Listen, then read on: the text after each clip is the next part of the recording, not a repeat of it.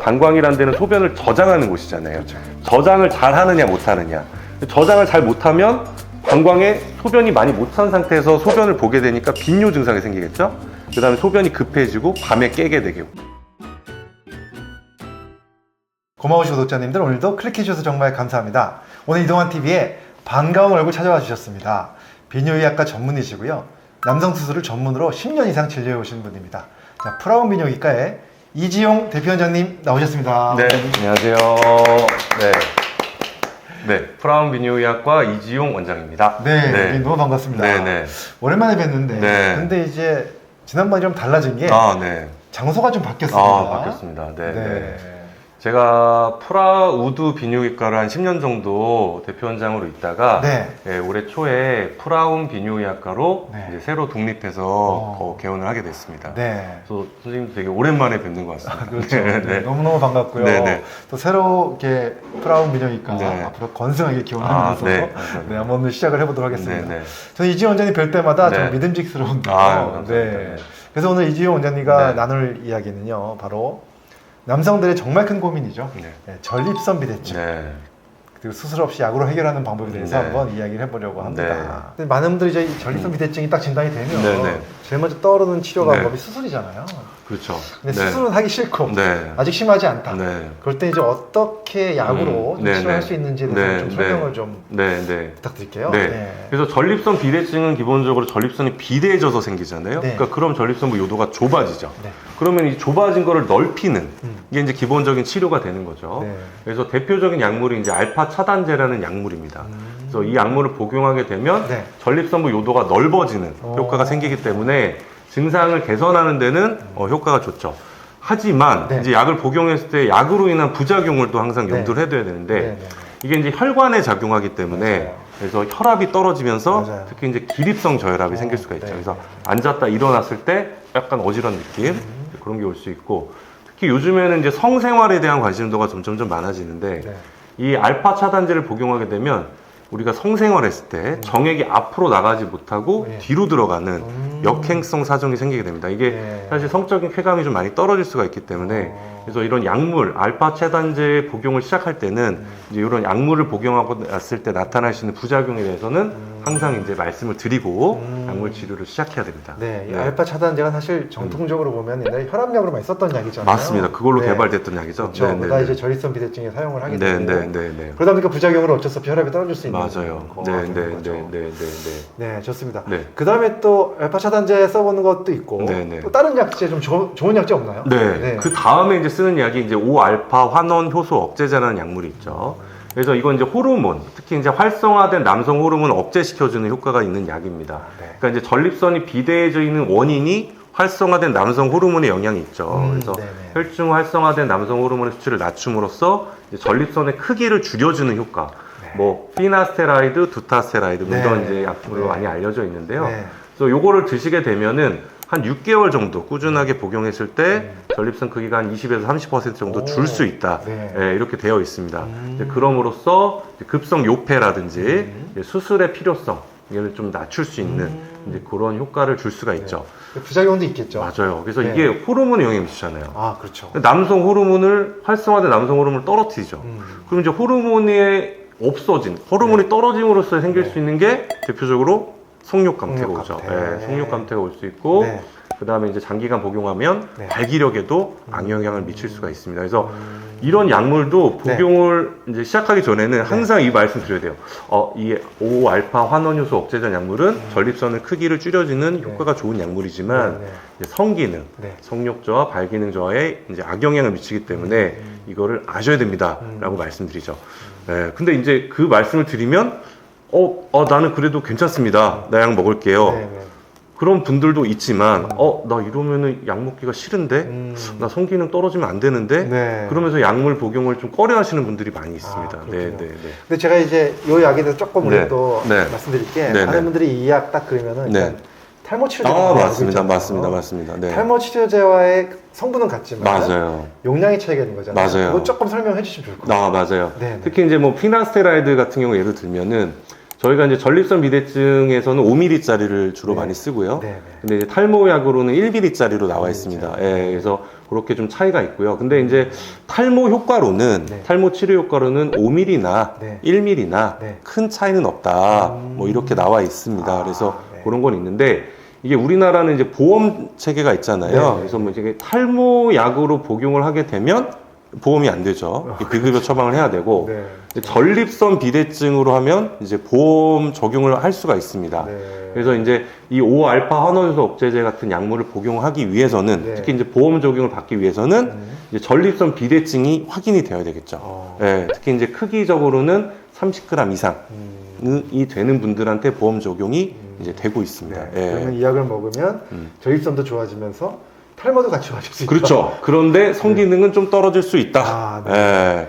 근데 이제 탈모약으로 나온 1mm짜리 먹으면 성기능에는 큰 문제가 없지 않나요? 아니 꼭 그런 건 아닌 것 같아요. 그래요? 예. 그래서 이게 통계마다 조금 다르긴 한데 네.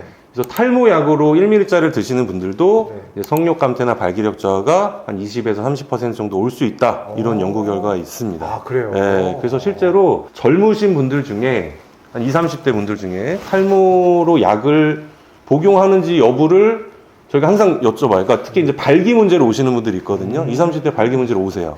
그럼 항상 약물 어떤 거 복용해야 되는지를 항상 여쭤보는데 그런 분들 중에 탈모약 복용하는 분들이 생각보다 많습니다. 예, 그래서 그런 분들한테는 제가 항상 말씀드리는 게, 그럼 발기가 중요한가요? 탈모가 중요한가요?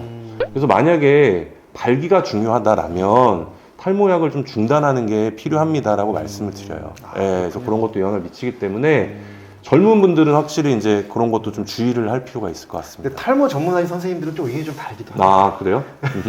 근데 뭐 저는 이제 사실 저는 네. 탈모를 주로 진료하진 않고 발기부전을 주로 진료를 하다 보니까 알겠습니다. 약물을 복용하시는 분들 항상 확인하는데 네. 탈모약 복용하는 분이 생각보다 많습니다. 이 부분은 한번 제가 언제 한번 네. 이지용 원장님과 네. 탈모 전문하시는 한번 원장님을 같이 좀 얘기하면 좋을 것 같이 같아요. 얘기를 나눌 수 저도 있는 모르는 게 기회를 또 한번, 있을 것 같으니까. 가져보도록 하고요. 네네네. 또 중요한 게 네. 병원에 왔는데 네.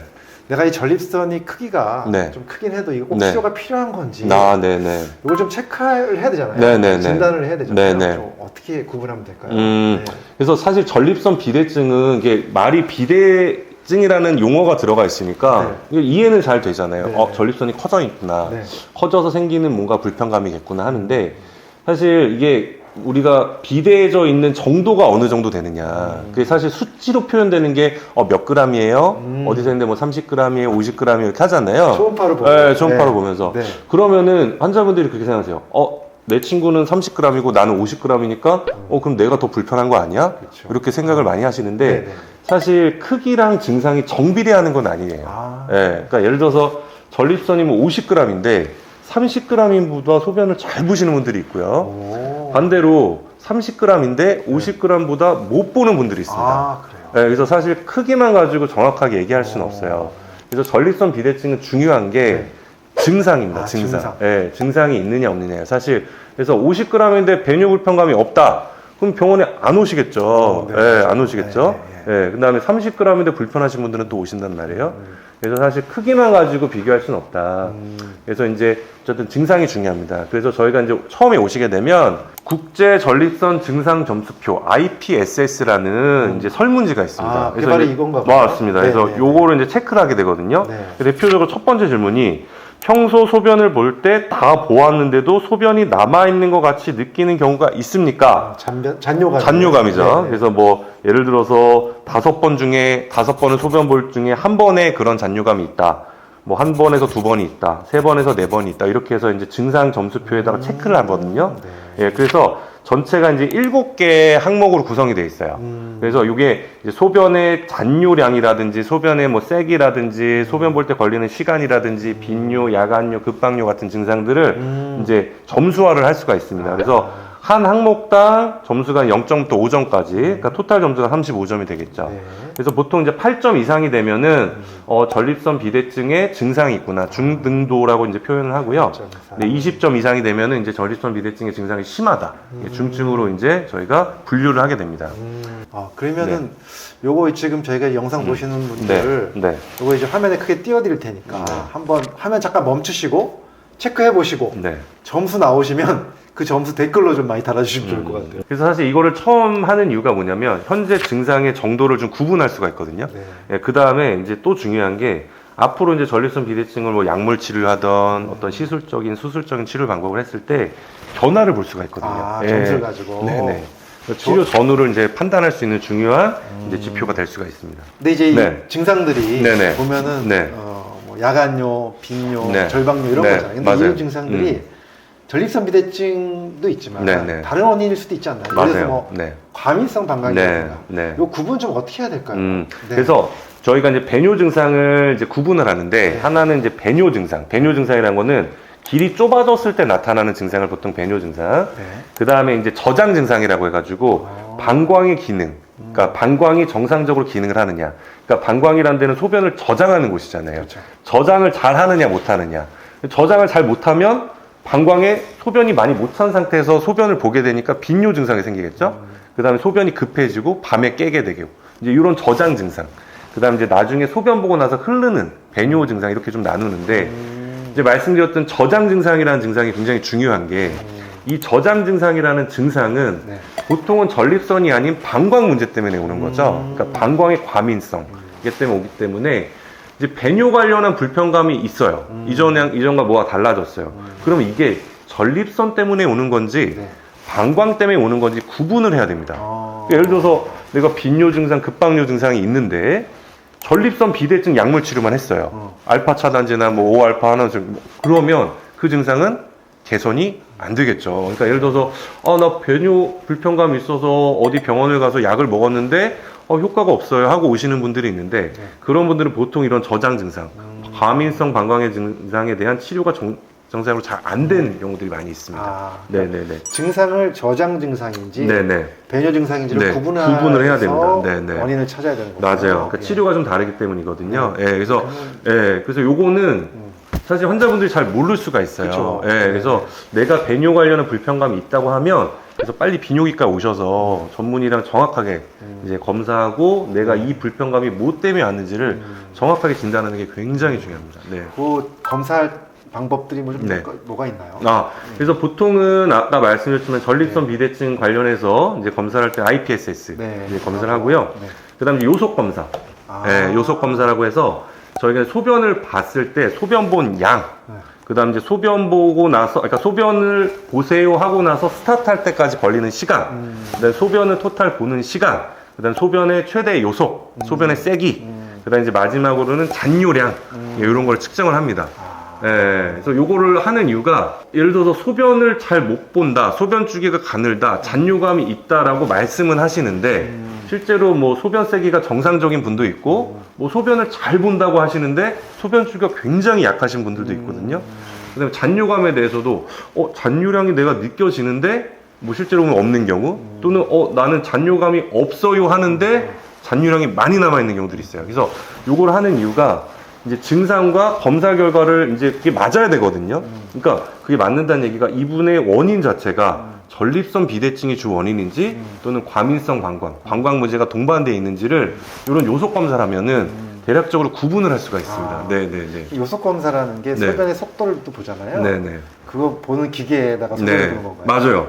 그냥 이게 쉽게 말하면 조그만 변기처럼 생겨 있거든요. 네. 그냥 거기다 그냥 소변 보시면 돼요. 네. 그러면 다 측정이 되나요? 다 측정이 됩니다. 속도도 측정되고 양도 측정되고. 네. 이따 한번 보시겠어요? 그리고 잔뇨는 어떻게 측정해요? 잔뇨는 이제 초음파로 측정합니다. 그러니까 소변을 다 보시고 났을 때, 그러니까 그 요속 검사기에 소변을 보시잖아요. 네네. 다 보시고 나서 초음파로 배에다 대면 이제 방광을 볼 수 있거든요. 네네. 이제 거기서 잔뇨량을 측정을 합니다. 그래서 잔뇨량이 얼마만큼 남아 있는지 그렇게 확인하죠. 그렇군요. 네. 굉장히 이제 뭐 검사가 간단하네요. 맞아요. 그냥 네. 실제로 변기에다 소변을 보는 거를 요속 검사기에다만 보시기만 하면 되니까.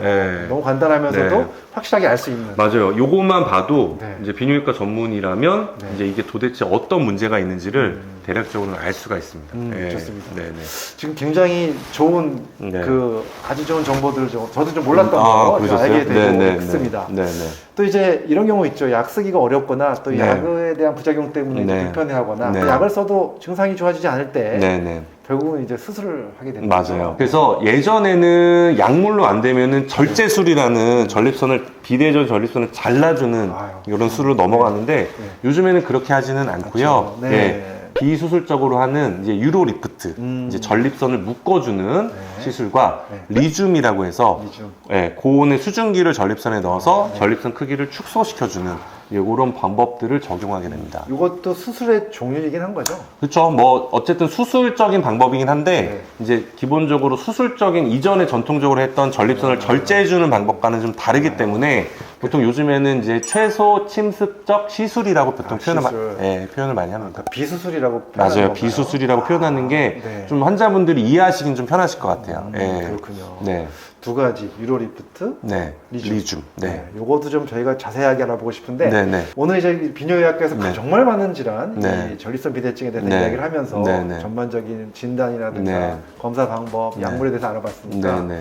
다음 기회에 한번 네. 저희가 네. 모시고 네. 수술에 대해서 좀 자세하게 알아보도록 네. 하겠습니다. 알겠습니다. 네, 오늘 너무 감사드리고요. 네. 다음 시간에 또 네. 찾아뵙고 네. 인사드리도록 하겠습니다. 네. 오늘 수고 많으셨습니다. 네. 감사합니다.